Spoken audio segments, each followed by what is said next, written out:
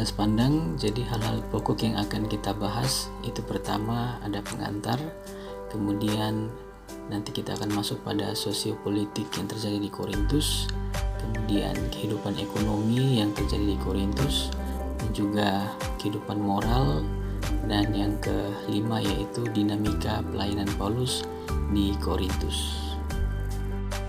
Jadi tanggapan penulis yaitu Craig Skinner terhadap Lukas dalam penulisannya tentang Paulus di Korintus.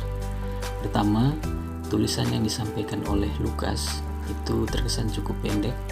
Alasan ini dikarenakan kota Korintus itu merupakan tempat yang cukup lama sebenarnya Paulus menetap di situ. Jadi ada kemungkinan bahwa Lukas mengedit atau meringkas hal-hal poin-poin penting saja tentang pelayanan Paulus di Korintus. Dan yang kedua, ada beberapa tokoh yang tidak diulas secara detail dalam pewartaan Injil di Korintus. Misalnya Silas dalam bab 18 ayat 5 itu cukup singkat dijelaskan tentang Silas. Tapi jika dibandingkan dalam 2 Korintus bab 1 ayat 19 justru cukup detail Silas dibahas di situ. Kemudian yang ketiga, jadi sebelum Paulus tiba di kota Korintus, di situ juga sebenarnya sudah ada jemaat yang justru percaya kepada Kristus dan menjalankan pewartaan di sana.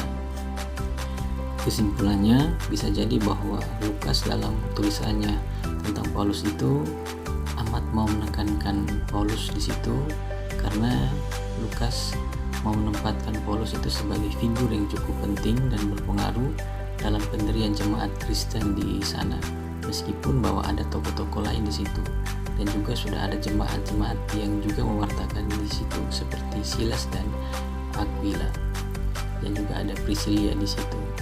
Jadi semacam bahwa Lukas mau menempatkan Paulus di situ guna untuk melawan guru-guru palsu yang justru memecah belah kesatuan umat di sana. Nah, sekarang kita masuk pada sosiopolitik di Korintus. Jadi Korintus merupakan sebuah kota yang terletak di daerah semenanjung Yunani, dan kota ini justru merupakan sebuah kota yaitu kota pelabuhan yang terletak di tanah genting Korintus, karena memang posisinya itu cukup strategis, yaitu menghubungkan antara semenanjung Peloponnesus dan juga Pulau Korintus itu sendiri. Jadi tanah genting Korintus ini itu menjadi pusat kota pelabuhan dan ia menjadi tempat yang menghubungkan antara Peloponnesus itu dengan kota Korintus itu sendiri. Sehingga memang pada abad ke-11 sebelum Masehi, Korintus itu juga merupakan bagian dari Yunani. Sehingga budaya Helenis dan juga tempat kuil yang dipersembahkan kepada dewa Yunani itu masih ada sampai saat ini. Misalnya itu kuil yang dipersembahkan juga kepada dewa Apollo. Dan ketika tahun 146 sebelum Masehi, Roma menginvasi wilayah Korintus oleh Kaisar Lucius Mummius, dan pada tahun 27 sebelum Masehi oleh Kaisar Agustus, lalu menjadikan Akaya itu sebagai ibu kota Korintus, dan akhirnya Korintus menjadi berkembang dan berada di bawah wilayah kekuasaan Romawi.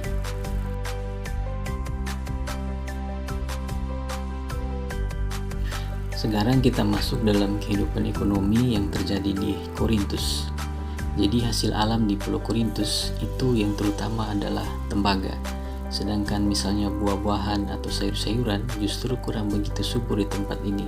Alasannya karena memang tanahnya cukup tandus, sehingga memang jarang untuk memberikan semacam buah-buahan atau sayur-sayuran di tempat itu. Kemudian pendapatan terbesar diambil juga dari perdagangan karena memang merupakan kota pelabuhan. Jadi juga merupakan tempat hiburan, yaitu seperti tempat prostitusi, dan juga di situ ada tempat arena-arena olahraga di mana orang selalu datang di situ untuk melihat pertunjukan-pertunjukan olahraga di situ. Namun justru pendapatan terbesar itu justru berasal dari prostitusi itu sendiri. Sekarang kita masuk dalam kehidupan moral. Jadi Korintus itu menjadi sebuah kota yang ramai karena ia berada dalam posisi yang strategis, yaitu kota pelabuhan. Oleh karena itu banyak para pendatang yang berkunjung di tempat ini. Jadi sejatinya karena ingin berdagang, tetapi juga semacam ingin mencari tempat-tempat untuk bersenang-senang di Korintus ini. Jadi kota ini menjadi tempat perdagangan, antara lain juga perdagangan manusia. Jadi banyak budak-budak yang diperjualbelikan di tempat ini, kemudian dijadikan semacam gladiator begitu, lalu dipertunjukkan dalam arena pertempuran. Dan juga banyak penyakit sosial lainnya, yaitu misalnya perdagangan perempuan dan juga tempat-tempat prostitusi yang disediakan bagi para pengunjung. Jadi hubungan seksual itu telah menjadi sebuah pengkultusan yang justru dipersembahkan kepada dewa Poseidon dan juga dewa Aphrodite itu. Maka kegiatan para perempuan pekerja seks tersebut itu juga dinilai sebagai persembahan kepada dewa mereka. Oleh karena itu, kota Korintus itu dipengaruhi oleh perilaku amoral yang sangat kuat di tempat ini. Sekarang kita masuk ke dalam dinamika pelayanan Paulus di Korintus. Jadi ketika kita bertolak dari zaman Kaisar Claudius, pada waktu itu yang mengusir orang-orang Yahudi dari Roma, karena memang pada waktu itu orang-orang Yahudi sering membuat keonaran di kota Roma. Itu karena mereka selalu bertengkar, berbeda pendapat tentang seseorang yang berasal dari Yahudi yang mereka sebut dengan Kristus. Jadi seringkali perdebatan-perdebatan itu membuat semacam kegaduhan di kota Roma. Maka oleh karena itu Kaisar Claudius justru memerintahkan untuk mengusir orang-orang Yahudi itu untuk keluar dari Roma. Makanya mereka akhirnya pergi dan bertempat di daerah-daerah diaspora, salah satunya yaitu di Korintus. Sehingga kemungkinan besar Aquila dan Priscilla itu merupakan dampak dari pengusiran tersebut, sehingga mereka menetap di Korintus. Dan juga ada kemungkinan besar bahwa Priscilla dan Aquila ini bukan merupakan asli orang Roma, melainkan orang keturunan Yahudi, karena kemungkinan bahwa mereka juga diusir keluar dari Roma, artinya bahwa mereka bukan penduduk asli dari Roma. Sekarang kita masuk pada pekerjaan Paulus sebagai pembuat tenda. Jadi secara tradisional istilah pembuat tenda itu sering disebut juga dengan pekerja kulit. Istilah ini sering dipakai oleh bapak gereja awal, misalnya itu Origenes. Jadi Origenes melihat Paulus itu sebagai pekerja kulit karena tenda yang dibuat itu justru terbuat dari kulit-kulit hewan tersebut. Kota Tarsus itu juga merupakan tempat kelahiran Paulus dan juga merupakan tempat pengrajin kain, juga benang linen. Jadi kain-kain itu dipakai untuk pembuat tenda, dan juga Paulus sedari kecil itu juga sudah menekuni bagaimana ia menenun kain dan juga bagaimana ia membuat tenda. Namun justru orang tuanya itu membawa Paulus kepada Gamaliel dan diangkat menjadi murid di sana. Tapi bahwa Paulus juga sudah mempunyai pengalaman untuk sebagai seorang pekerja tenda karena sedari kecil bahwa Paulus sudah dilatih untuk itu. Baik, sekarang kita masuk pada pelayanan Paulus di sinagoga. Jadi ketika Kaisar Claudius mengusir orang-orang Yahudi dari Roma, maka mereka banyak yang menetap di Korintus. Dan juga bahasa yang mereka gunakan sehari-hari di Korintus itu adalah bahasa Yunani. Selain itu, selain mereka dipengaruhi oleh budaya-budaya Helenis atau juga budaya Roma, nama-nama mereka itu juga seringkali menggunakan dari budaya-budaya Roma. Misalnya contohnya itu tentang nama yang dipakai oleh Priscilla dan Aquila. Namun sejatinya juga bahwa mereka itu bukan asli orang Roma. Oleh karena itu di Korintus itu juga sebenarnya sudah banyak orang-orang Yahudi di situ.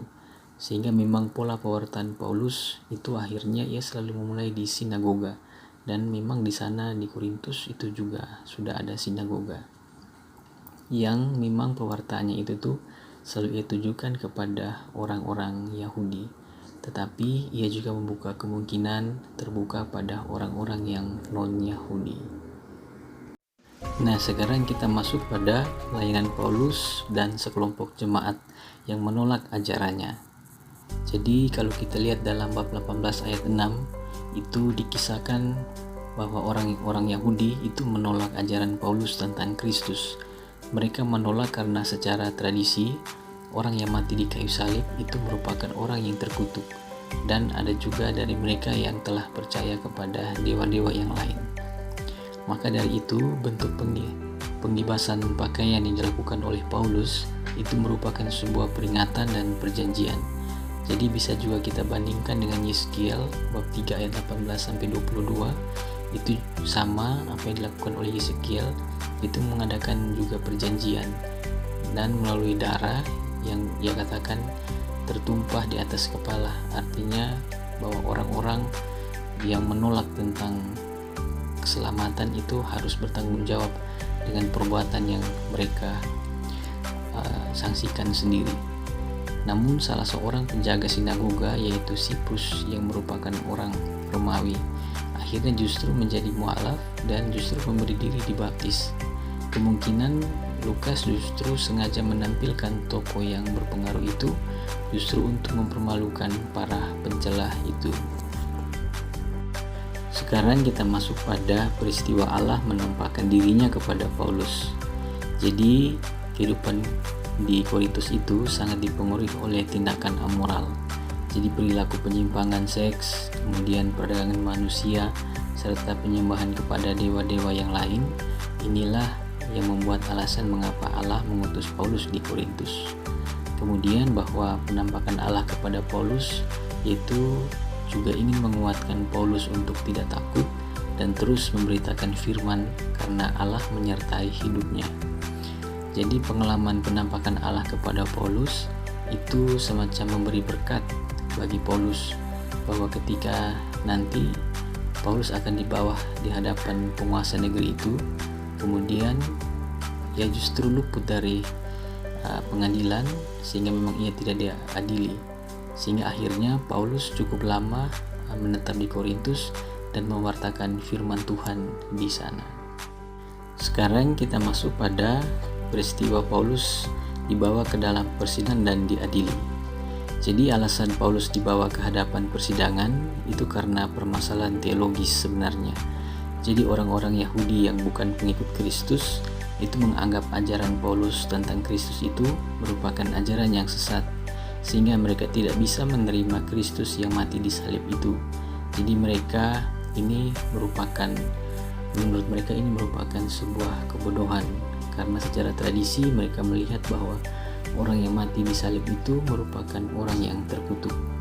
Tetapi Galileo, seorang wali negeri itu, justru tidak melihat adanya tindakan kriminal yang dilakukan oleh Paulus, melainkan permasalahan yang mereka bawa itu merupakan masalah perdata, yaitu masalah antar mereka sendiri tentang terkait dengan Kristus itu sendiri yang selalu menjadi perdebatan di antara mereka. Sehingga memang Galileo tidak mau masuk terlebih dalam permasalahan antara orang-orang Yahudi itu, sehingga memang akhirnya ia justru mengatakan bahwa mereka sendiri yang mengurus permasalahan itu, karena dia tidak melihat adanya kesalahan yang dibuat oleh Paulus dalam tindakan kriminal seperti itu. Selain itu, mengapa Galileo juga tidak mau mencampuri permasalahan jemaat Yahudi secara lebih jauh? Karena ada tendensi bahwa Galileo juga merupakan orang yang anti-Yahudi. Kehadiran orang-orang Yahudi ini dinilai selalu membuat keributan, dan oleh karena itu secara halus justru ia mengungkapkan untuk tidak mau terlibat secara lebih dalam atas permasalahan orang-orang Yahudi. Dan ia juga tidak menemukan tindakan pidana yang dilakukan oleh Paulus. Jadi dampak kesesalan orang Yahudi itu akhirnya berakhir pada pemukulan kepada Sostenes sebagai kepala rumah ibadat. Jadi ada kemungkinan mengapa Galileo membiarkan Sostenes itu dipukuli oleh bangsanya sendiri, karena mungkin ia berpikir bahwa Sostenes lah yang merupakan biang keladi dari permasalahan ini, yang kemudian membawa perkara ini ke dalam pengadilan. Jadi kalau kita bandingkan dalam 1 Korintus bab 1 ayat 1 itu Paulus juga menyebutkan seorang yang bernama Sostenes ini. Dan jika benar merujuk pada Sostenes yang pernah diadili itu, maka pengalaman pahit yang dia alami itu akhirnya juga membawa pada semacam pertobatan dan dia menjadi seorang Kristen. Demikianlah pemaparan singkat tentang pelayanan Paulus di Korintus. Sekian dan terima kasih.